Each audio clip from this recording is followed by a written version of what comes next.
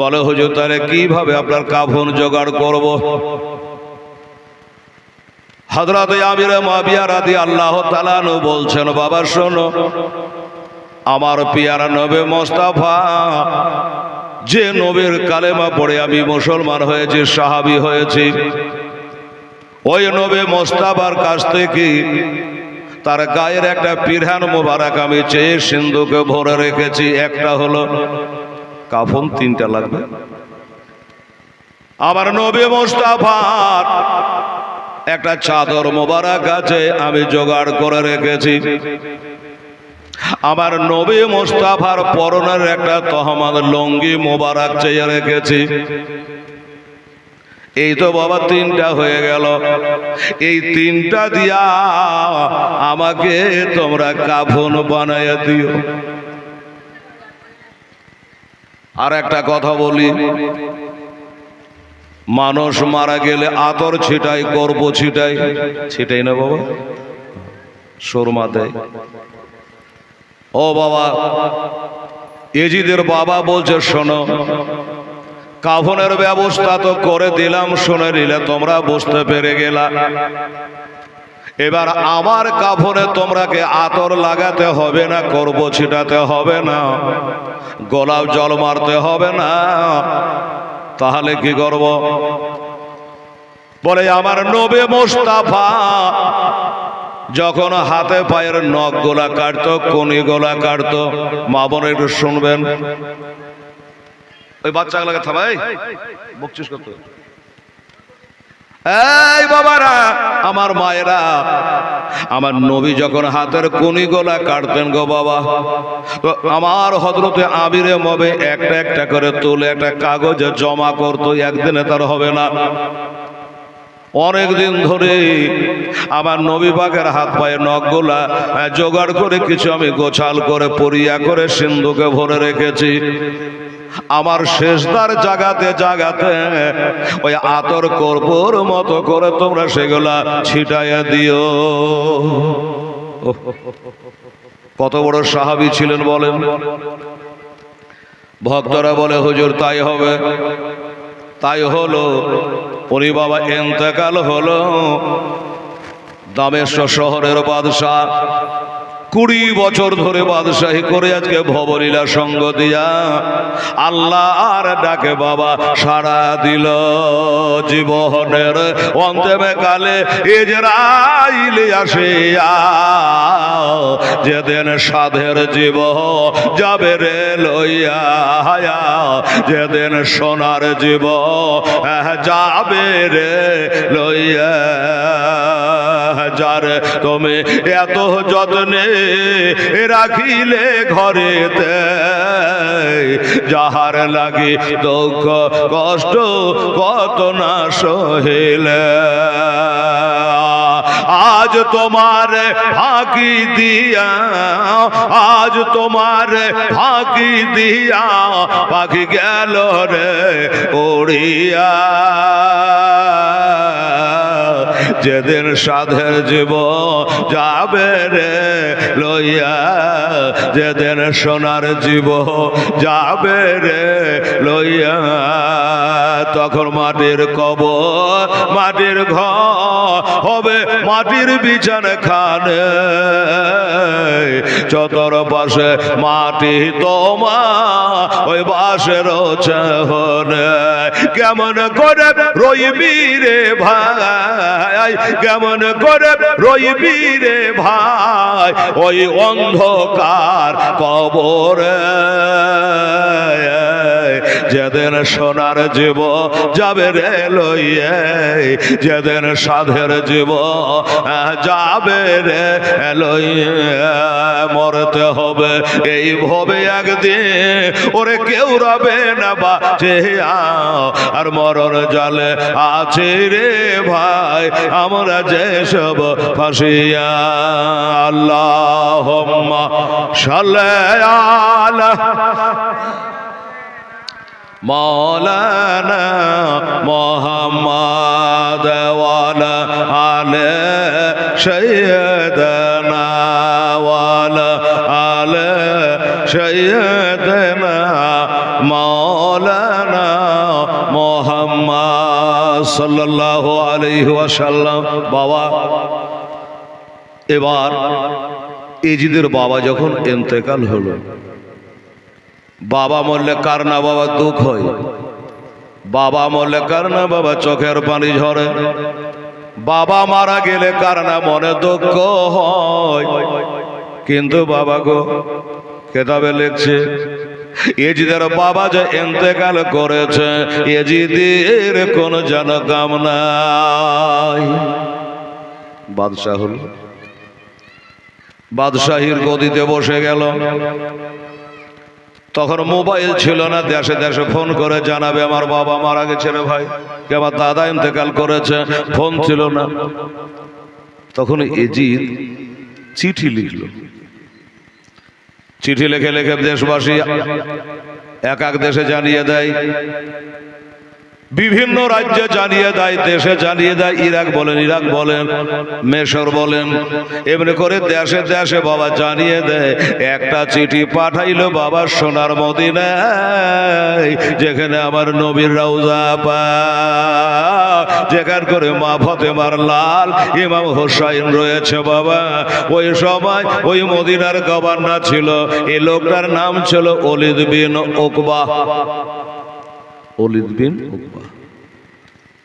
এজিদ ওর কাছে একটা চিঠি পাঠালো। চিঠিতে কি লেখা আছে? বাবা ইন্তেকাল করে গেছে, আমি এখন বাদশাহ হয়েছি, এই খবরটা দেওয়া। এই মদিনার গভর্নর, আমার বাবা ইন্তেকাল করেছে, আমি বাদশাহ হয়ে গেছি। ওই মদিনাতে আমার নামে সবকে বায়াত করো। আপনারা পীরের মুরিদ, আমরা পীরের মুরিদ, বায়াত তো বুঝি। যার পীর নাই তার পীর হবে শয়তান। ও বাবারা মায়েরা, অনেকে বলে আমরা পীর পরি মানি না, আমরা ডাইরেক্ট বলছে না, অনেকে বলছে আমরা ডাইরেক্ট। পীরের দরকার নাই, ওলির দরকার নাই, নবীর দরকার নাই, ডাইরেক্ট আল্লাহর কাছে চাই, আল্লাহর কাছে পাই ভালো। তবে বা একটা কথা না বললে হলো না, আমরা সুন্নি মুসলমান তো একটা ঈমান আকীদার কথা বলি। বাবা গো, ডাইরেক্ট ডাইরেক্ট ডাইরেক্ট কখনো আল্লাহকে পাওয়া যাবে না রে বাবা। কারণ একটা ছাদে উঠতে গেলে একটু সিঁড়ির দরকার হয়, হয় কি হয় না? হয়। এমনি ছাদে উঠা যাবে না। ও বাবারা ভাইরা, তাহলে একটা ছাদে উঠতে গেলে যদি সিঁড়ির দরকার হয়, তো আল্লাহ দরবারে গেলে বাবা নবী ওলি দরকার হয়, ডাইরেক্ট পৌঁছাতে পারবেন না। আপনি আমি ডাইরেক্ট আল্লাহর কাছ থেকে আসমান থেকে জমিনে পড়িনি, ডাইরেক্ট হয়নি। বাবা লেগেছে, মা লেগেছে, তারপরে দুনিয়ার মুখ আমরা দেখেছি। বোঝা গেল পীর ওলিকে মানা লাগবে, নবীদের মানা লাগবে, ডাইরেক্ট হবে না। আচ্ছা আমার মা বোনেরা ডানে বামে আগে পিছে আছে, লজ্জা লাগছে বলতে একটা কথা বলি, ডাইরেক্ট। আচ্ছা বাবা, একটা ছেলে মেয়ের বিবাহের পরে যদি একটা বাচ্চা পয়দা হয়, এটা হলো হালালি। আর বিবাহের আগে তোবা নাউজুবিল্লাহ যদি বাচ্চা কারো হয়ে যায়, এটা হলো হারামি, ঠিক কিনা? ওটাকে হারামি বলে না, আরো খারাপ ভাষায় বলে, কিন্তু স্টেজে বলবো না। আচ্ছা এবার বলে তুই হারামি বলবার কে? ওটাও আল্লাহ দিয়েছে, এটাও আল্লাহ দিয়েছে, কিন্তু ওইটা হলো ডাইরেক্ট, যেটা হারামি এটা ডাইরেক্ট। ও বাবারা, আমার নবীর সুন্নাতকে জবাই করে হয়েছে, তাই ওটা হলো হারামি। আর নবীর সুন্নাতকে বজাই করে বাচ্চা হলে এটা হলো হালালি। পরিষ্কার হিসাব বাবা। তাহলে বুঝে গেলেন যে ডাইরেক্ট কাজ চলবে না, ডাইরেক্ট কাজ চলবে না। এই যে মাইকে কথা বলছি, কত লম্বা লম্বা তার ঢুকিয়েছে দেখেছেন? ডাইরেক্ট তো হচ্ছে না। একদিন একটা জালসা এই কথা বলাতে বলছে, মৌলানা হেলাল এই কথা বলে পার পাবি না, এখন বিনা তারের উঠেছে। বলে বিনা তারের উঠে ওর ভিতরে ব্যাটারি ভরা আছে। আমাকে ঠকাবার লেগে বলছে যে আপনি তারের কথা বলে দেখুন, বিনা তারও হচ্ছে এক একটা আছে। বড় বড় নেতা মাথা মন্ত্রীরা দেখবেন তার থাকে না, কিন্তু এর ভিতরে একটা ব্যাটারি ভরা থাকে। ওরা ব্যাটারির চার্জ যতক্ষণ থাকবে ততক্ষণ কাজ চলবে, আর চার্জ ফুরিয়ে গেলে ওকে চালিয়ে ফেলে দেবে, কাম নাই। কথা ঠিক কিনা? তাহলে ব্যাটারির অসুবিধা নিতে হয়েছে, তার না হলে তো কি হবে? পাগলা বুঝাছিস আমাকে? আমার মা বোনেরা ভয়েরা, এই বাবা, তবে একটা জায়গা আছে বাবা, ওই জায়গার কিন্তু বাবা ডাইরেক্ট কাম। ছাদে যেতে, এই গাছ থেকে ওই গাছ যেতে বাবা তাদের সিঁড়ি লাগে না, মই লাগে না, অশিলা লাগে না। এটা হলো বাবা মুখ পোড়া হনুমান। হনুমান গলা দেখবেন একবার এই ছাদে, একবার ওই ছাদে দৌড়ে বেড়েছে। আম গাছ থেকে জাম গাছ, জাম গাছ থেকে আম গাছ। তারা যারা বলবে আমরা ডাইরেক্ট, এরা হলো সে মুখ পোড়া হনুমানের ছোট খালার বেটা। পরিষ্কার হিসাব, যুক্তি তাই বলছে, ওই বংশেরই হবে। আসুন বাবারা, মায়েরা, বোনেরা, এবারে চিঠি আসলো। অলিদ বিন উকবা চিঠি পেল। চিঠি কি লেখা আছে? মদিনার জনগণ যত আছে তারাকে আমার নামে বায়াত করা। আমি এখন বাদশাহ। কে বলছে? এজিদ। খুব ভালো করে বুঝবে, ঠান্ডা মেজাজে আস্তে আস্তে করে বলবো, আমার মা বোনেরাও যেন বুঝতে পারে কি করে ঝগড়া লাগছে, কাজ্জা হচ্ছে। দেখেন, তবে একটা কথা বলি, চিঠিতে লেখা আছে মদিনার সবাইকে আমার নামে বায়াত করো। মদিনার সব লোক যদি অস্বীকার করে ছুটে যায়, জায়গা যায় আসে না। তবে তিনটা লোকের নাম কারণ করে বলেছে চিঠিতে, এই তিনটা লোক যেন আমার বায়াত থেকে তারা এনকার করতে না পারে, এরা যেন অস্বীকার না করি। এই তিনজন কারা? বাবারা, আমার মা বোনেরা, এই তিনটা লোকের নাম বলি রে মা। এক নম্বর হলো হোসাইন ইবনে আলী। এক নম্বর হলো আলীর ছেলে হোসাইন। নাম্বার 2 আব্দুল্লাহ ইবনে উমর, হযরত উমরের ছেলে আব্দুল্লাহ। নাম্বার 3 হযরত আব্দুল্লাহ ইবনে জুবায়ের, জুবায়েরের ছেলে আব্দুল্লাহ। এইরকম তিনটা লোকের নাম খাস করে বলেছে, এরা যেন ইনকার করতে না পারে, এরা যেন ছোটে না পায়, এরা যেন ছোট করা না পায়। এইভাবে চিঠিতে লিখেছে বাবা। তখন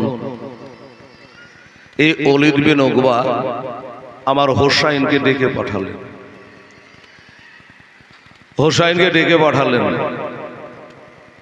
আমার হোসাইন বলছে, আমার দেশের গভর্নর আপনাকে যদি মুখ্যমন্ত্রী ডাইরেক্ট ডাকে তো আপনি যাবেন না? যেতেই হবে। কি জন্য ডেকেছে? আমার হোসাইন মর্তুজা রাদিয়াল্লাহু তাআলা আনহু এবার যাবেন, সাথে 20-22টা লোককে সাথে নিল রে বাবা, যে চলো আমাদের গভর্নর কেন ডেকেছে একবার শুনে আসি। গেলেন। এবার গভর্নর নারের হাউসে ঢুকবে, ওনারাকে বাইরে দাঁড়ালেন, আর আবার হোসাইন একাই ভিতরে যাচ্ছে। তারা বলে, হুজুর আমরা ভিতরে আসবো না। বলল না। তাহলে ডাকলেন কেন? আমার হোসেন বলে, বাবু শোনো, রাগ করো না, গভর্নর আমাকে ডেকেছে আর আমি তোমরাকে ডেকেছি। এবার তোমরাকে নিয়ে যখন যাব, হয়তো তোমরাকে মান অপমান করতে পারে যে হোসেন তোমাকে ডেকেছি, এরা কারা? আচ্ছা, তোমরা যেন বেইজ্জতি না হও, এই জন্য তোমরাকে বাহিরে দাঁড়াতে বললাম। তবে বাবা, আমি যে তোদের নবীর নাতি রে, আমি যে খাতুনে জান্নাতের বেটা রে, আমি মা হারিয়েছি, বাপ হারিয়েছি, নানা নানি হারিয়ে দিয়েছি। আমি হোসাইন আবার ছোট ভাইকে হারিয়েছি, বড় ভাইকে হারিয়েছি, আমি একাই কেবল হোসাইন বেঁচে আছি রে। তোরাকে ডাকলাম, বাবা রাগ করিস না, তোরা বাইরে দাঁড়িয়ে থাক, আমি ভিতরে গেলাম। যদি কোনো হইচই গন্ডগোলের আওয়াজ পায় তাহলে তোরা একটু দৌড়ে আসবি। আচ্ছা হুজুর, ঠিক আছে, আপনি যান, আমরা বাইরে থাকছি। ভিতরে গেলেন। অলিদ বিন উকবাকে বললেন, আমার হোসেন, যে হে গভর্নর, আমাদের কেন ডাকা হয়েছে? আমি হোসেন। কি জন্য রেখেছে? চিঠিখানা বার করলো, এই দেখেন ইজিদের বাবা ইন্তেকাল করেছে, দামেস্কের বাদশাহ। ইজিদ এখন বাদশাহ হয়েছে, তাই চিঠিতে লিখেছে ইজিদের হাতে হাত দিয়া আপনাকে এবার বায়াত হওয়া লাগবে। আচ্ছা, আমাকে এই ইজিদের হাতে হাত দিয়া বায়াত হতে হবে? হোসাইন বলেছিল, শুনে রাখো, দরকার হলে আমার মাথা দিয়ে দেব, কিন্তু হাত দেব না। জোরে বলে সুবহানাল্লাহ। হাত দেব না। এজিদ একটা পাক্কা বাটফার, মদমাতাল। এই এজিদের হাতে হাত দিয়া আমি ইসলাম ধর্মকে বরবাদ করতে পারবো না, আমি হককে প্রতিষ্ঠিত করতে পারবো না।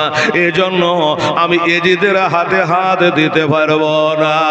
বাবারা, আমার মা বোনেরা, আর একটা কথা বললে আমার ইমাম হোসাইন রাদিয়াল্লাহু তাআলা আনহু, এই গভর্নর সাহেব একটা কথা শুনে রাখেন, আমি নবীর নাতি হইয়া বলি, আমি শেরে খোদার লাল গো, আমি খাতুনে জান্নাতে নূরে নাজার গো। একটা কথা বলে শোনো, আমাকে এখন যেতে দাও, একটা রাত্রে চিন্তা ভাবনা করতে দাও। বাবারা, চিন্তা ভাবনা করা দরকার। কথা হচ্ছে এটাই বাবা, যে পীর ধরো যাচ্ছে আর পানি খাও ছাইকে। পীর ধরো চাইছে, যাচাই করে। আচ্ছা, বেনামাজি পীর ধরা যাবে? গাঁজাখোর পীর ধরা যাবে? শরীয়তকে জবাই করে এমন পীরের হাতে হাতে হাত দেওয়া যাবে না। তাই বলে পীর ধরো যাচ্ছে আর পানি খাও ছাইকে। আমার হোসাইন বলল, ইজিদের হাতে হাত দেব, যাচাই করা লাগবে। শুনে রাখো, একটা রাত্রি আমাকে সময় দাও, আমার বিবি বাল বাচ্চাকে লইয়া, আমার বেটাদেরকে নিয়া, আমার আত্মীয় স্বজনকে নিয়া আমি একটা বাড়িতে ছোট্ট একটা মাসওয়ারা করি, একটা মিটিং করি। এটা নবীর আদর্শ রে বাবা। আমার নবী বলে, কোন একটা কাজ করলে আগে মিটিং করে না, ওই কাজে ভুল কম হয়। পাঁচজনে বসে একটা আলোচনা করলে ভুল হতে পারে, কিন্তু কম হবে। আর একলা যদি করে দেন তো ভুল ধরার লোক পাবেন খুব। এটা কেন করলি, ওটা কেন করলি, হ্যাঁ না? এই বাবা, আমার হোসেন বলে, একটা রাত্রি খালি সময় চাইছি। আচ্ছা ঠিক আছে, সময় আপনাকে দেরা, কালকে জানাবেন ইজিদের হাতে হাত দেবেন কি না, এই কথাটা কালকে আমাকে জানাবেন। আমাকে আবার রিপোর্ট খানা জানাতে হবে ইজিদের দরবারে। এই বলে আমার হোসেন বেরিয়ে চলে গেল। গভর্নর হাউস থেকে বেরিয়ে চলে গেলেন। ওইখান করে বসে আছে বাবা গিরগিটির বেটা সেই মারওয়ান। এই মারওয়ান বলছে, ওগো ওলিদ বিন উকবা শোনো, এই গভর্নর সাহেব শোনো, হোসাইনকে যেতে দিলে কেন? বলল কেন? বলে, হোসাইন যে চলে গেল, আজও গেল, কালও গেল, এই হোসাইনকে আর কবজা করতে পারবা না। উনি বলল, হাজার হলো নবীর নাতি, আমার কাছে একটা রাত্রের সময় চেয়েছে, আমি সময় না দিয়ে কি করে থাকতে পারি? কথা শেষ। হোসাইন বাড়ি আসলেন। হোসাইন বাড়ি আসলেন। বাড়ি আসার পরে বিবিকে ডাকলেন, ভাবিকে ডাকলেন, বড় বেটা জয়নাল আবেদিনকে ডাকলেন, আলী আকবরকে ডাকলেন, আবুল কাসেমকে ডাকলেন, আব্দুল ওয়াহাবকে ডাকলেন। এরকম বাবা কত নাম বলবো। সমস্ত আত্মীয় স্বজনদের নিয়ে একটা ঘরে মিটিং করছে। বলে, বাবা রে, ও বেটা জয়নাল আবেদিন, বেটা আলী আকবর, এই হাসেন বানু, শাহর বানু, উম্মে রুবা, উম্মে লাইলা, সবাই তোমরা শুনে নাও, আমরা এই মদিনায় হলো আমাদের জন্ম, কিন্তু এই মদিনায় বুঝি আমাদের আর থাকা হবে না, এ মদিনায় বুঝি আর থাকা যাবে না। বলে, হুজুর এটা কি কথা বললেন? আরে মদিনা হলো আমার নবীর দেয়া, আর এ মদিনা আমাদের জন্মভূমি, আমরা থাকতে পাবো না কেন? বলে, শোনো গো, ইয়েজিদ বাদশাহ হয়েছে আর চিঠি লেখে পাঠিয়েছে, আমরাকে নাকি তার হাতে হাত দিয়ে বায়াত হতে হবে। শোনো, আমি বায়াত হতে পারবো না তার হাতে। ইসলাম কি, ইসলামের ডোর আমি ঢিল দিতে পারবো না। কারণ আমি হোসেন যখন বাচ্চা ছিলাম আমার নানাকে কথা দিয়েছিলাম, কবে বাচ্চাকালে আমার হোসেন একদিন নানাকে বলছেন, নানা একটা কথা বলবো। বল। নানা নাতির ব্যাপার। কি কথা? বলছে নানা ঘোড়ায় চড়তে কেমন লাগে গো? আর কথা পারি না খুঁজে। ঘোড়ায় চড়তে কেমন লাগে? চড়বি? বলে হ্যাঁ। ছোট্ট নাতি নবীজি 4 হাত পা জমিনে পেড়ে দিয়া বলে এটা কেমন করে ঘোড়া চড়তে কেমন লাগে? চড়েলে আমার পিঠে চড়েলি আমি নবী আজ তোর ঘোড়ায় চড়ার স্বাদ মিটিয়ে দেব রে, আজ লাগাম ধরা শিখিয়ে দেব রে। আজ যদি আমি না শিখাই ইরাকের কারবালাতে যুদ্ধ করবে কে? নবীর পিঠে চড়ে গেছে, হাঁটে হাঁটে পা পা নবী হাঁটছেন আস্তে আস্তে করে।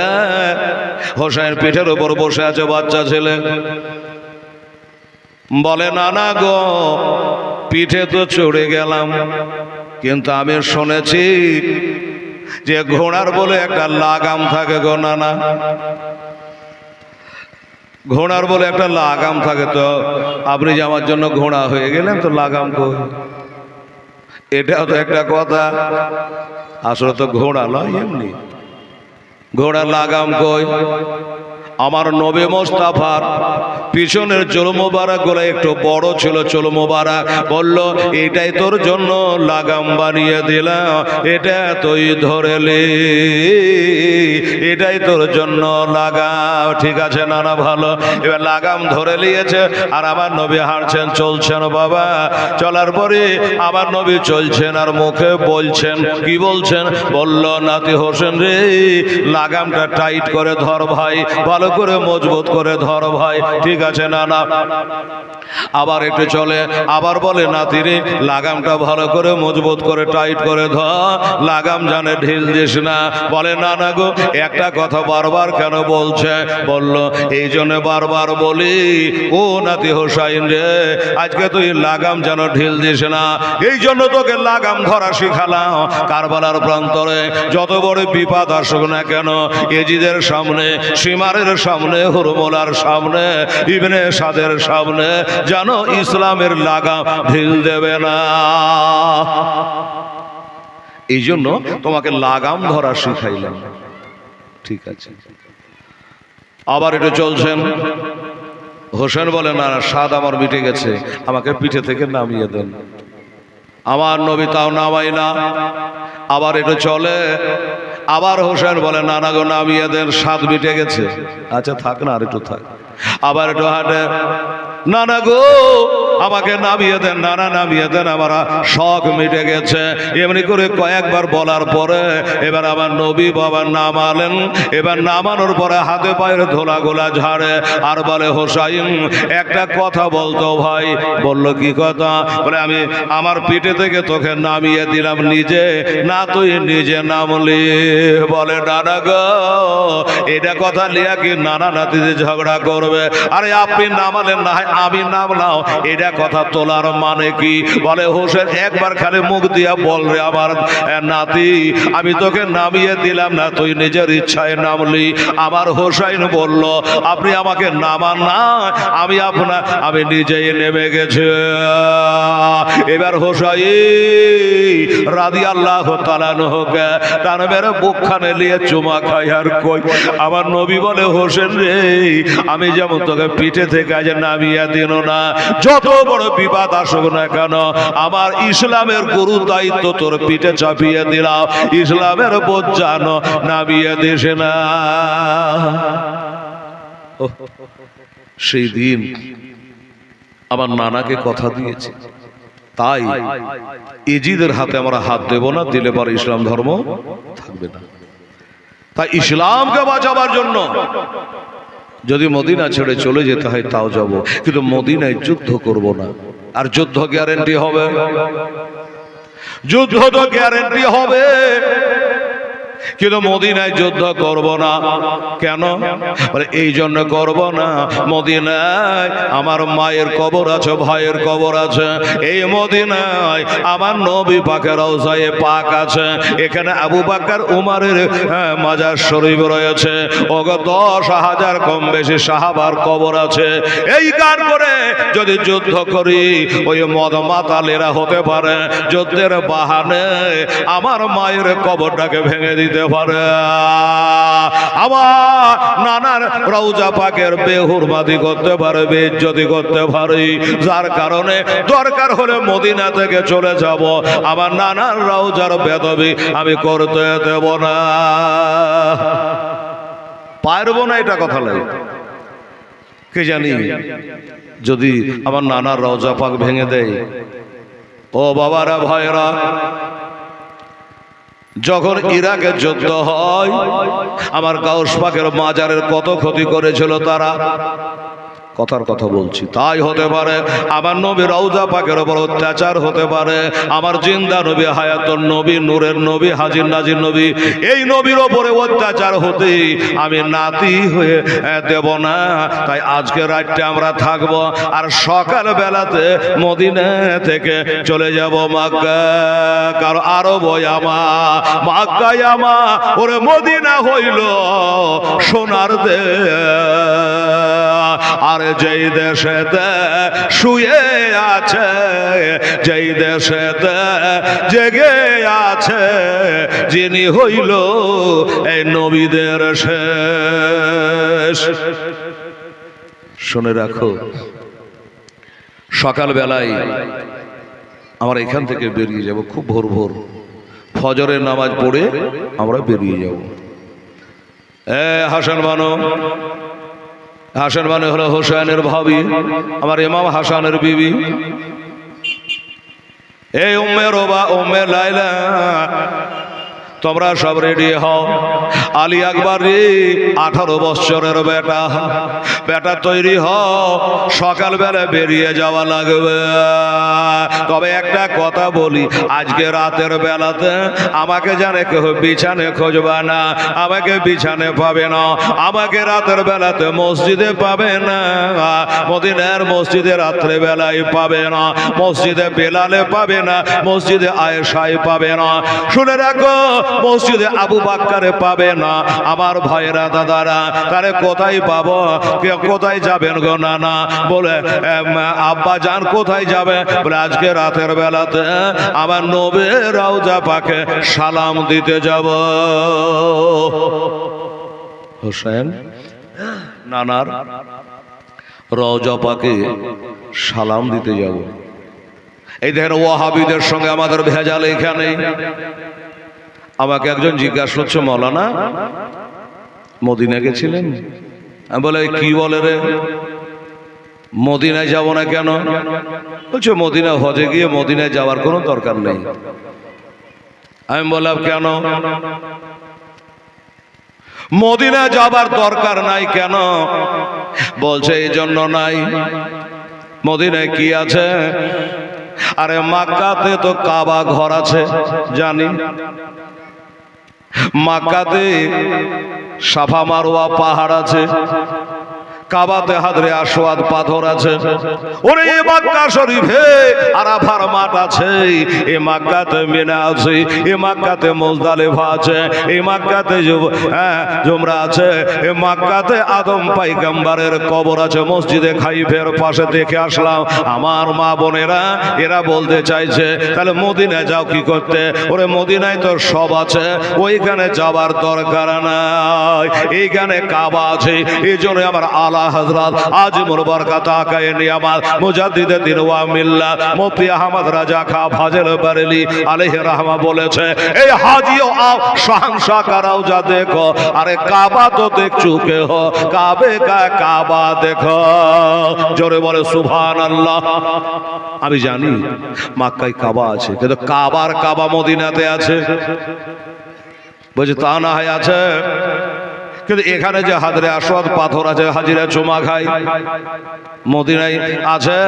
আমি বললাম এ পাথরের চুমা কেউ দিত না। হযরত ওমর বলছেন मैं जानता हूं तो पत्थर है, चुमता तो इसलिए हूं कि मेरे मुस्ताफा ने तुझे चुमा है। এই জান্নাতের পাথর, আমি জানি তুই জান্নাতের পাথর, কাবার গায়ে লেগে আছিস, ওই কারণে চুমা দিই না। আমি চুমা দিলাম একটাই কারণে যে আমার নবী মুস্তাফা তোকে চুমা দিয়েছে, এই জন্য তোকে চুমা দিলাম। যাই হোক, কেউ যদি হজে গিয়ে মদিনা না যায় তাহলে কি হবে? নবী কি বলেছে শুনুন। আমার নবী বলেছে মানজারা কাবরি ওয়াজাবাত লাহু শাফাআতি, আমার রওজায়ে পাক যে জিয়ারত করবে তার জন্য শাফায়াত আমার তরফ থেকে ওয়াজিব হয়ে যাবে। আর যারা আসবে না তারা হাজি নয়, তারা হলে অত্যাচারী জালেম। চিন্তা করেন, কিন্তু আমার হোসেন চলে যাচ্ছে এজিদের অত্যাচারে। তাই বলল আজকে রাতে কবরগুলা জিয়ারত করব, নবীর রওজায়ে পাকে সালাম করব, মায়ের কবরটা জিয়ারত করব। এই কত কত রাতটা পার করে বেটা যেখানে থাকি না কেন রে, মদিনার মসজিদে নববীতে এইখানে করে ফজরের নামাজটা জামাতে পড়ব। আলী একবার এই জামাত যেন ফেল হয়ে যায় না রে বেটা, জয়নাবেদি তৈরি থাকিস বেটা যেন ফেল হয়ে না যায়। আমার মন বলে এইটাই আমাদের জীবনের শেষ জামা, এ মদিনায় বাপ বেটার জামাত জীবনে হবে না, বাস্তব হয়নি বটে বাবা গো। এই জন্য সবাইকে সতর্ক করে দিয়া তিনি বাবা চলে গেলেন। ও বাবা, আমার দয়ার নবী মায়ার নবী রওজায়ে পাকে গিয়া সালাতু আসসালামু আলাইকা ইয়া রাসূলুল্লাহ, আসসালাতু আসসালামু আলাইকা ইয়া নবী আল্লাহ। নানা গো, এটাই বুঝি আমার আখেরি সালাম, নানা এটাই বুঝি আমার জীবনের শেষ সালাম, এ সালাম খানা নরগো নানা। ও নানা, আমি জানি আপনি মদিনা মক্কা থেকে মদিনায় এসেছে, আর আপনার নাতি মদিনা থেকে মক্কায় যাবে উল্টে। আপনার জন্ম হলো মক্কাতে আর আপনার রওজা হলো মদিনাতে। আমি হোসেন, আমার জন্ম হলো মদিনায়, আমাকে চলে যেতে হচ্ছে মক্কা।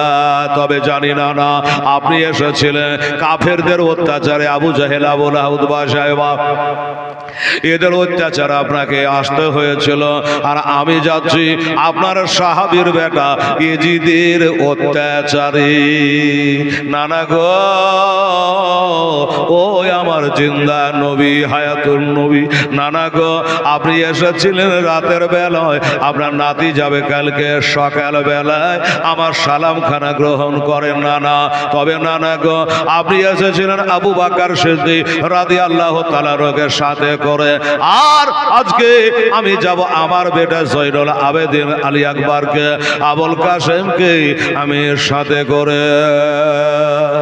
নানা, তবে নানা একটা কথা বলি, আপনি চলে আসার সময় আমার আব্বা হযরত আলীকে আপনার বিছানায় শুয়ে এসেছিলেন, আর আমি হোসেন যাবার কালে আমার বেটি সগরা খাতুনকে শুয়ে আমি চলে যাব। নানা হয়তোবা আর কোনোদিন আসতে পারবো না।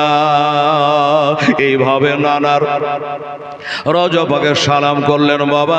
এবার সালাম করে একটু দূরে জান্নাতুল বাকি হাজী সাহেবেরা দেখে আসছে, ওই জান্নাতুল বাকি হাসে কাউকাবের বাগানে, ওইখান করে আমার মা ফাতেমার কবর শরীফ আছে বাবা, ওইখানে গিয়ে বাবা আমার হোসেন জিয়ারত করে। আরে মায়ের রওজার জালি ধরে, জোরে বলে সুবহানাল্লাহ, ওরে মায়ের রওজার জালি ধরে মোর হোসাইন আজ কেন্দে বলে, আজ বিদায় দেন গো এ মা জননে, কারবালায় যাচ্ছি চলে, কারবালায় যাচ্ছি চলে, আজ বিদায় দিতে, আজ বিদায় দিতে মা জননীর বিদায় দিতে, ওই মা জননীর বহে যাই চোখের পানি, ও গো মা ফাতেমা জননী, আজ তোমার হোসাইন বাঁচাতে দিন কারবালাতে হবে কোরবানি মা ফাতেমা জননী। ইমাম হোসাইন আরজ করে, ইমাম হোসাইন আরজ করে বিবি জয়নবের তরে, আজ নয়ন ভরে দেখে নাও গো, আসব নাকে আর ফিরে, আসব নাকে আর ফিরে, দাও গো দাস্তা নবী মুস্তাফার, দাও গো দাস্তা নবী মুস্তাফার, শেরে খোদার তলোয়ার খানে মা ফাতেমা জননী।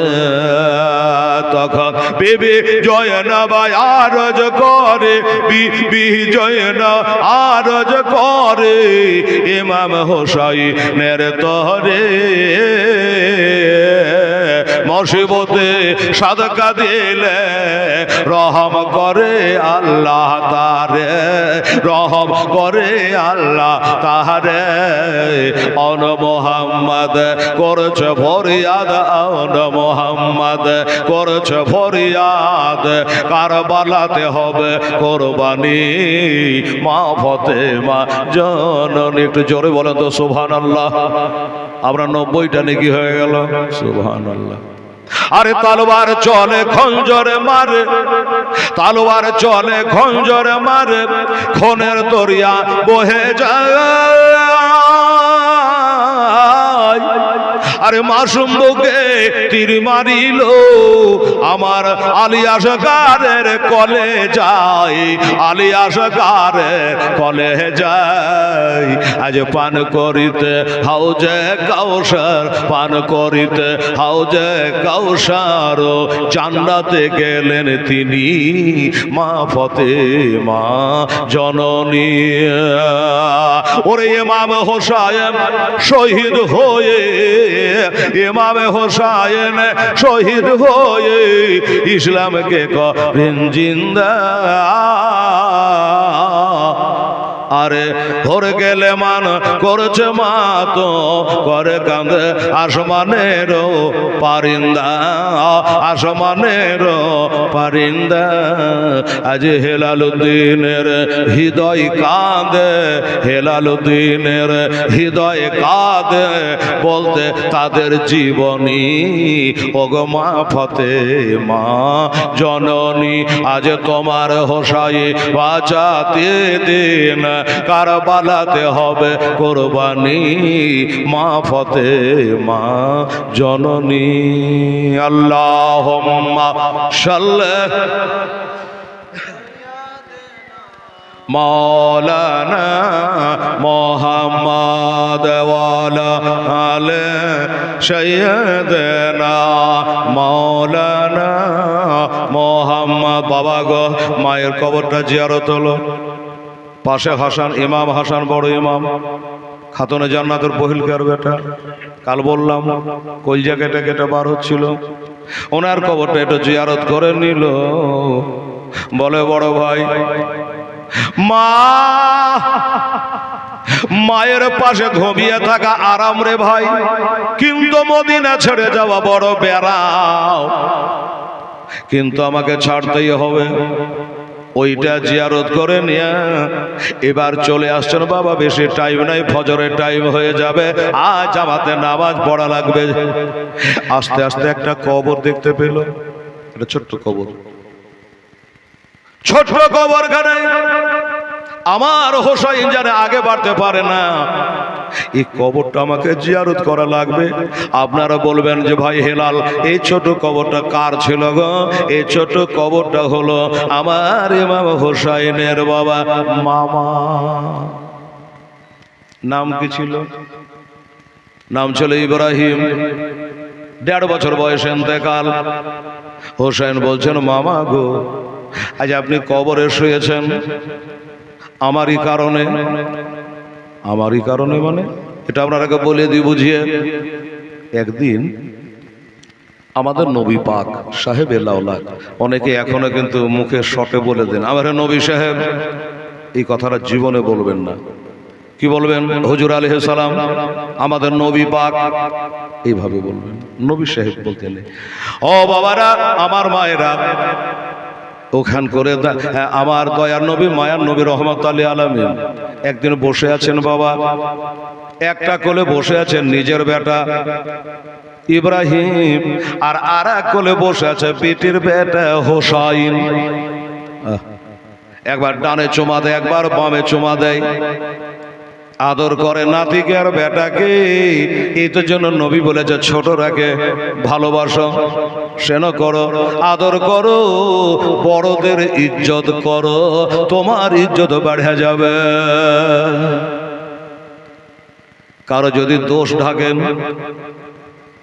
কি একটা অন্যায় করেছে, এটা যদি চুপ করে থাকেন, ঢাকা রাখেন, আপনি যে দোষ গালা করেছেন আল্লাহ কিয়ামতের দিন ঢাকা রাখবে। আর যদি খালি আপনি উদ্যম করে বেড়ান বাবা, তাহলে আপনারও সব প্রকাশ পেয়ে যাবে। যাই হোক বাবা গো, একবার ডানে চুমা, একবার বামে চুমা দেয়। এই চুমার সমাতে আমার আল্লাহ তাআলা রব্বুল আলামিন খাল্লাকে কায়না হযরতে জিবরাইল সাল্লামকে পাঠিয়ে দিয়েছে রে বাবা।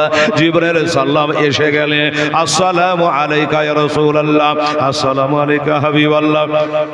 আমার নবী বলে, ভাই জিবরাইল খবর কি? বলে, নবী গো খবর হলো এটা, আল্লাহ তাআলা বললেন আপনি দুই করে দুটা বাচ্চা নিয়ে আদর করছে, এ দুটার ভিতরে একটা আল্লাহকে জমা দিতে হবে, একটা আল্লাহকে জমা দিতে হবে। আপনি যে আল্লাহর নবী, এবার বলো দেবেন কিনা? আমার নবী তো বললে হ্যাঁ হ্যাঁ, আল্লাহ যখন চাইছে দিতেই হবে রে বাবা, আল্লাহ চাইছে দিতে হবে। কিন্তু জিবরাইল আল্লাহকে বলো, আমার ডান দিক কাটা নিবে না বাম কোলেরটা নেবে, আমার বেটাকে নেবে না আমার বিটির বেটাকে নেবে।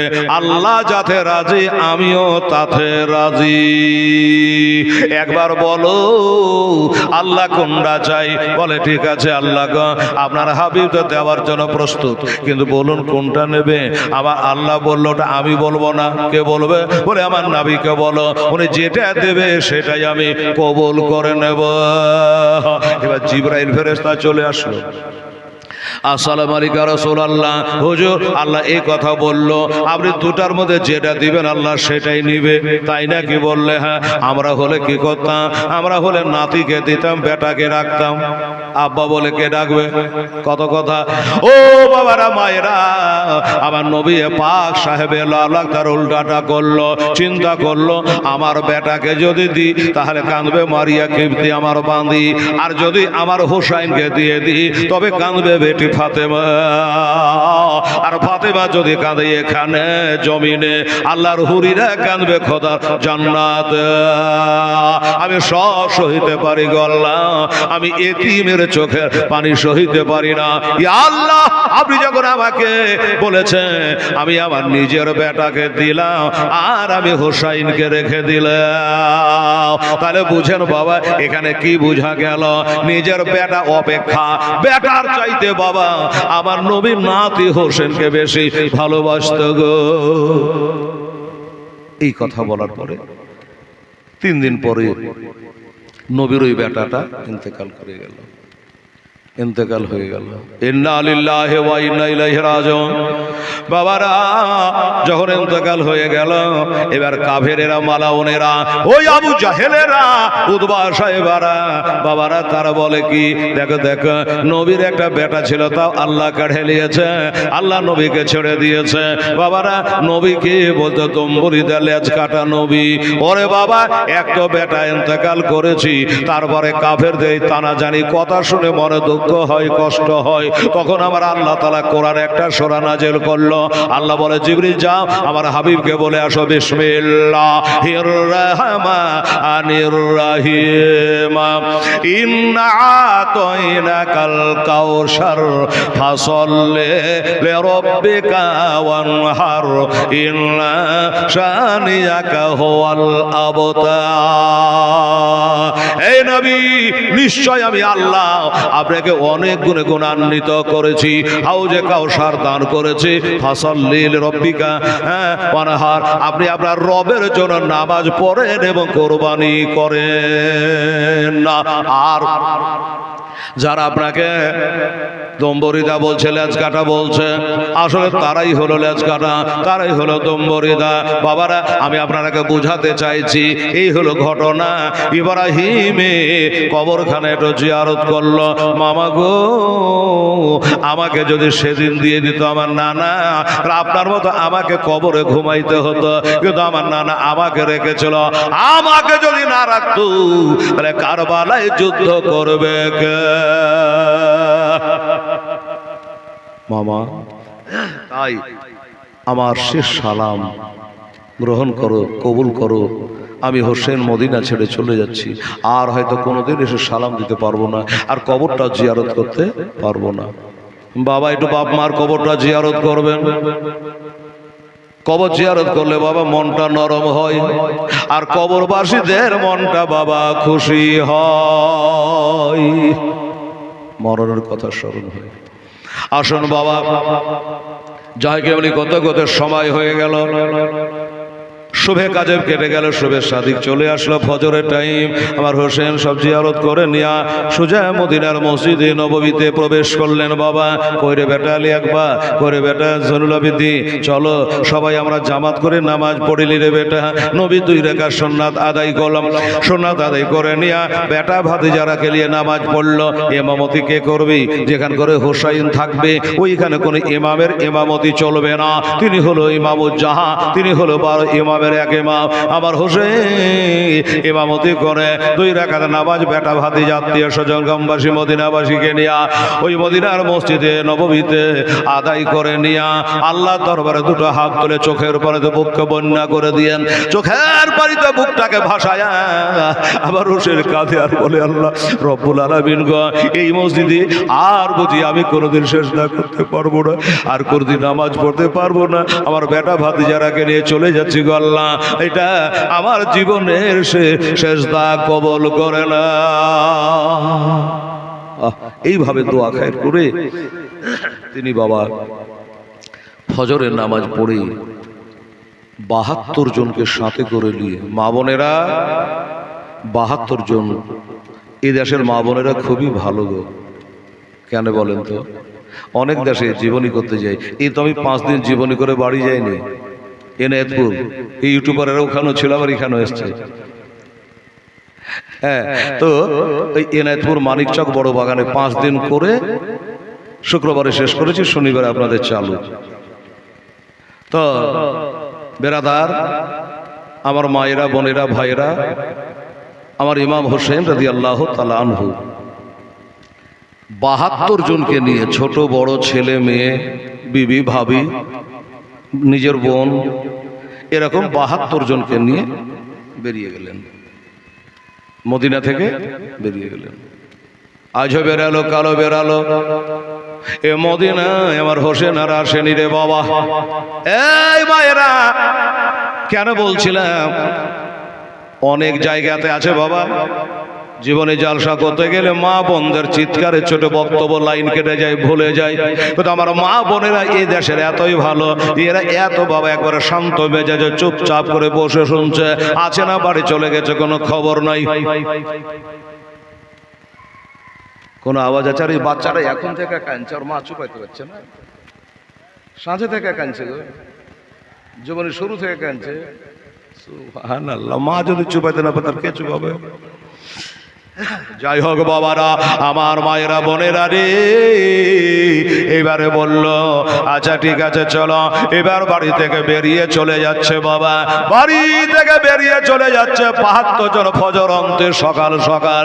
বাবারা যখন বেরিয়ে চলে যাচ্ছে, আপনারা 1000 বার শুনেছেন আমার হোসাইনি একটা বেটি ছিল, যা না হলে হযরত সগরা খাতুন, 11 বছর বয়স হলো বাবা। 11 বছরের ওই সগরা, তিনাকে কেউ সাথে নেয় না, কেউ ডাকে না, দলে নেয় না, মা নেয় না, বাপ নেয় না, ভাই নেয় না, নিজের ফুপু গালাও নেয় না, এমনি বেরিয়ে চলে যাচ্ছে। সগরা বলে ব্যাপার কি? আমি কোন অপরাধের অপরাধিনী, আমার মাও ডাকে না, বাবু ডাকে না, কেউ আমাকে নেয় না। এত সকালে বেরিয়ে যাচ্ছে কোথায়? আমি একবার নিজে থেকে বলি, আব্বা হুজুর, আব্বা গো, আমার মাকে লিয়া, আমার চাষিকে লিয়া, আমার ফুপুরাকে লিয়া, ফুফাতো ভাই দুটাকে লিয়া, আমার ছোট বহির সকেনাকে নিয়ে, আলিয়াসগারকে নিয়া কোথায় যাচ্ছেন আব্বা? বলে মা, এখান থেকে কম বেশি আমরা 400 মাইল যাব, তার মানে এই মদিনা থেকে যাব মক্কা। সুবহানাল্লাহ। তাই আমরা বের হয়ে গেছি মা, দূরের রাস্তা। সোগরা বলল, আব্বা এজিদের অত্যাচারে চলে যাচ্ছেন ঠিকই, আব্বা গো আমার একটু যাওয়া হবে না? বলে, বেটি তোমার যাওয়া হবে না রে মা। কেন? বলো, তুই যে অসুস্থ মা, এ জ্বরের কারণে তোকে নিয়ে যেতে পারবো না রে মা। এবার রাস্তায় চলতে চলতে যখন তোর জ্বরখানা বেড়ে যাবে রে মা, তখন দেখা যাবে আমি তোকে নিয়ে ব্যস্ত হয়ে যাব। বেটি বেটা কলিজা থেকে ভালোবাসি, এই বেটি তোমার জ্বর জ্বালা বেড়ে গেলে তখন তোমাকে নিয়ে ব্যতিব্যস্ত হয়ে যাব। আমার নানা ইসলাম ধর্ম নিয়ে ব্যতিব্যস্ত থাকতে পারবো না। তাই বেটি রে, তোমার যাওয়া হবে না, তুমি থাকো। আব্বার হাতটা ধরে বলি, আব্বা আমাকে তাহলে কোনোদিন নিয়ে যাবেন না, কোনোদিন আমাকে নিয়ে যাবেন না। আমার হোসেন বলল, বেটি সবর করো, ইন্নাল্লাহ মা'আস সাবিরিন। ও বেটি, ধৈর্য ধারণকারীর সঙ্গে আমার আল্লাহ থাকে। ওরে সাবেরার প্রতি একটু সবর করে থাকো। 1 মাস পরে আল্লাহ যদি আমাকে সেদিন করায় টাইম মিলে, তাহলে তোর আলী আকবরকে পাঠিয়ে এই মদিনা থেকে তোমাকেও নিয়ে চলে যাব মা। এখন অসুস্থ নিয়ে যেতে পারবো না মা, তুমি থাকো। সড়বড় করি চোখ দিয়ে পানি জোরে যায়। সুগরা খাতুর বলে, আব্বা গো এত বড় বাড়ি খালি হয়ে যাচ্ছে, আমি একাই কেমন করে থাকবো গো আব্বা? বলে, বেটি রে, একাই কেন থাকবি রে? যার জগতে কেহ নাই তার যে আল্লাহ আছে রে। আল্লাহর হাতে সঁপে দিয়ে ডুবা কি করবো রে বেটি? এ মদিনা ছাড়বার জায়গা নয় রে মা। যে মদিনাতে 1 রাকাত নামাজ পড়লে 100 রাকাতের নেকি হয়ে যায়, যেই মক্কাতে একটা নেকি করলে 1 লক্ষ নেকি হয়ে যায়, যেই মদিনায় মক্কা মদিনাতে আসতে গেলে একটা নেকি করে 50,000 নেকি হয়ে যায়। ওরে বেটি, এই মদিনা ছাড়ার জায়গা নয় রে মা। আমার নানা যেখানে, আমার মা যেখানে, আমাকে কি শখ লেগেছে রে মা ছেড়ে দিয়ে চলে যেতে? ইসলামকে বাঁচাবার জন্য আমাকে যাওয়া লাগবে রে মা। বলে, আব্বা ঠিক আছে, শোনো, চলে তো যাচ্ছেন, একটা কাজ করেন। কি? একলাই কেমন করে থাকবো? আমার মাকে রেখে যান, সবাইকে নিয়ে যান। আমার মাকে রেখে যান। আমার যখন জ্বর খান বাড়বি, গা যখন তেতে যাবি, আমার মা একটু মাথায় ঠান্ডা পানি ঢেলে দেবি, একটু হাত বলিয়ে দেবে গো। মায়ের হাত ঠেকলে জ্বর কমে যায় গো আব্বা। মা জিনিস এমন জিনিস, একটু আমার মাকে রেখে যান। আমার হোসে বেটিকে বুকে নিয়ে কাঁদতে লাগলো। আমি জানি রে মা, মা হারা কত বেদনা, আমি কবে মাকে হারিয়ে দিয়েছি। মা হারা কত বেদনা তোর বাবাকে বোঝাতে হবে না রে মা।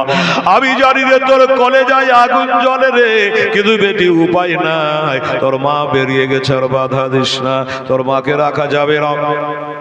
তবে একটা কথা বলি মা, কান করে শোনো। কি? বলে, মা তোর মাকে তুই মা বলে ডাকি, আর মদিনার মানুষ কেউ মা বলে ডাকে না। তোর মাকে নিয়ে গেলাম, আর ওই দা তাকিয়ে দেখ মদিনার জান্নাতুল বাকি হেসে কাউকাবের বাগানে একটা মাকে রেখে গেলাম। এই মাকে দুনিয়া যত হিন্দু মুসলমান জৈন খ্রিস্টান ইরানি তোরানি মাকি মাদানি সমস্ত মানুষ যাকে মা ফাতেমা বলে ডাকি, ওই মা ফাতেমার কবরখানা দিয়ে গেলাম রে। তোর মায়ের জন্য যখন তোর কলেজায় আগুন লাগবে রে, মায়ের জন্য যখন জান্নাত আমছান করবে রে, আমার মায়ের কবরের কাছে গিয়ে বল, তোর কলিজা ঠান্ডা করিস রে, আমি তোর মাকে নিয়ে গেলাম আর আমার মাকে আমি তোকে দিয়ে গেলাম। কি করবে বাবা? বাবার সাথে তর্ক করা যাচ্ছে না। আচ্ছা ঠিক আছে আব্বা, তাই হবে, তবে একটা কথা বলবো, কি আমি একলাই কি করে থাকবো? ওই যে আমার কোলের ভাই, ছোট ভাই আলী আসগার যার না, ওই আলী আসগারটাকে আমার কাছে দিয়ে যান গো আব্বা, একটু আদর করব, সোহাগ করব। ওই ছোট ভাইটাকে নিয়ে আমি মদিনার গলি গলি কাঁদে বেড়াবো, মদিনাতে আবার ওই ছোট ভাইটাকে আদর করব, আর তার আবার সময়টা কেটে যাবে, পার হয়ে যাবে। আবার হোসেন বলে, বেটি এটা দুধ খাওয়া বাচ্চা, এ বাচ্চাকে নিলে তোর বিপদ বাড়বে রে মা, এ খেজুর খেতে পারে না, এ কোরমা খেতে পারে না, এ 6 মাসের বাচ্চা। ওরে বেটি এই বাচ্চাকে তুই রাখিস না, তোর কষ্ট হবে মা। তবে তুই মনে করিয়ে দিলি মা, তুই যখন তোর ছোট ভাইটাকে চাইছি, একটা কাজ কর মা, আমি তোর ছোট ভাইটাকে নিয়ে গেলাম আর ওই মদিনায় আমার একটা ছোট ভাইয়ের কবর, যার নাম হযরতে মহসিন, বাচ্চাকালে ইন্তেকাল করেছিল, আমার সে ভাইয়ের কবরটা তোকে দিয়ে গেলাম। এমনি করে বাবা যেটাই বলছে সেটার জবাব দিচ্ছে। আবার বলল, তাহলে যখন 6 মাসের বাচ্চা রেখে যাওয়া হবে না, তাহলে একটা কাজ করে, ওই যে আমার 7 বছরে যে একটা বোন আছে সাকিনা, ওই আমার ছোট বোনটাকে রেখে যাও। আমাদের মনটা যখন উতালা হবে, আবার নবীর রওজা পাকে জালি ধরে আমরা 2 বোনে আম্মা আম্মা করে কাঁদবো, বড় আব্বা রওজা পাকে যাব, আমার ছোট বোনটাকে রেখে যা। আমার হোসেন বলো, বেটি তোর ছোট বোনকে রেখে যাওয়া হবে না, তবে মারে আমার একটা ছোট বোন, যার নাম হযরত রোকিয়া, ওই রোকিয়ার কবরখানা মদিনায় দিয়ে গেলা। তোর বোনের কথা মনে পড়লে আমার মনে কবরে যায়, কিন্তু বেটি রে ওই তোর বোনকে আর রেখে যাওয়া হবে না। হবে না তো হবে না, আর কত বুঝাবে, আর কত বলবি বাবা। এবার হোসেন বেরিয়ে চলে যাচ্ছে। একটু আপনারাকে বুঝিয়ে একটা কথা বলি, আপনারা হয়তো মনে মনে ভাববে যে হেলাল রে ওই মেয়েটাকে কার কাছে রেখে গেল, বুঝতে পারলো না, বুঝালেন ভালো করে। ওই মেয়েটাকে রেখে গেলে আমার ইমাম হুসাইন রাদিয়াল্লাহু তাআলা একটা নানি ছিল বাবা, যার নাম বিবি উম্মে সালমা। ওই যে ওই কারবালার মাটি দিয়েছিল বোতলে ভরে রাখতে, মনে আছে আপনাদের? কাল বলেছিলাম হয়তোবা। ওই বিবি উম্মে সালমা ওই নানিকে বললো, নানি গো আমরা তো চলে যাচ্ছি, ব্যাপার তুমি সবই জানছো, তাই আমার এই বেটিটাকে তুমি একটু দেখভাল করো। দায়িত্ব দিলে বেরিয়ে চলে আসে। ওইখান করে আব্দুল্লাহর সঙ্গে দেখে। আপনি বলবেন কোন আব্দুল্লাহ? এই আব্দুল্লাহ হলো জাফরের ছেলে আব্দুল্লাহ, এটা হলো আওনো মোহাম্মদের আব্বাজা, এটা হলো হোসাইনের ভগ্নিপতি, চাচাতো ভাই বটে, ভগ্নিপতিও বটে। কারণ হোসাইনের বোন হযরত জৈনবের সঙ্গে তার বিয়ে হয়েছিল, 2টো বেটা হয়েছিল, তারাও যাচ্ছে কারবালায়। আমার হোসেনের 2টো বোনও যাচ্ছে কারবালায়, একটা হযরত জৈনব আর একটা নাম হযরত কুলসুম।